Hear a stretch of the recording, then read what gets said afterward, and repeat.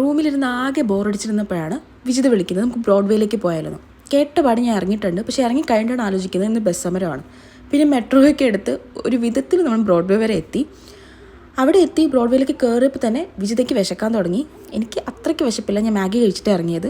അങ്ങനെ പിന്നെ അവിടെ ഒരു ഹാഫ് ചിക്കൻ ബിരിയാണി, ഞാനൊരു മാംഗോ ഷേക്കും ആണ് പറഞ്ഞത് കേട്ടോ. അത് കഴിഞ്ഞിട്ട് പിന്നെ ജസ്റ്റ് ഒന്ന് സർപ്ലസിൽ കയറാമെന്ന് വിചാരിച്ചു. പക്ഷേ ഒരു കളക്ഷനും ഇല്ലായിരുന്നു. അവർ തന്നെ പറഞ്ഞു സാറ്റർഡേ സൺഡേസിലായിരിക്കും കൂടുതൽ കളക്ഷൻ ഉണ്ടാവുകയെന്ന്. അങ്ങനെ നമ്മൾ അവിടെ നിന്ന് ഇറങ്ങി താഴെയുള്ള ഒരു കടയിൽ നിന്ന് 2 ടോപ്പ് എടുത്തിട്ടുണ്ട്. അത് കഴിഞ്ഞ് പിന്നെ നേരെ പോയത് ഒരു മിറർ വാങ്ങിക്കാൻ വേണ്ടിയിട്ടാണ്. പക്ഷേ അത്യാവശ്യം നല്ല കോസ്റ്റ്ലി ആയതുകൊണ്ട് നമ്മൾ അവിടെ നിന്ന് വാങ്ങിയില്ല. ഓൺലൈനായിട്ട് വാങ്ങാമെന്നുള്ള പ്ലാനിട്ട് നമ്മൾ അവിടെ നിന്ന് ഇറങ്ങിയിട്ടോ. അത് കഴിഞ്ഞ് പിന്നെ നമ്മൾ നേരെ പോയത് അബ്ദുൽ കലാം മാർഗിലേക്കാണ്. പക്ഷേ ഈ നട്ടുച്ചയ്ക്കൊക്കെ അവിടെ പോകാൻ വട്ടുണ്ടോയെന്ന് വിചാരിക്കുന്നുണ്ടാവും. നമുക്കും അങ്ങനെയാണ് തോന്നിയത്. പക്ഷേ അവിടെ എത്തിയപ്പോൾ ഇങ്ങനെ ഒരു മരം കണ്ടതുകൊണ്ട് അവിടെ പോയി കുറച്ച് നേരം ഇരിക്കുകയും കിടക്കുകയൊക്കെ ചെയ്തു കേട്ടോ.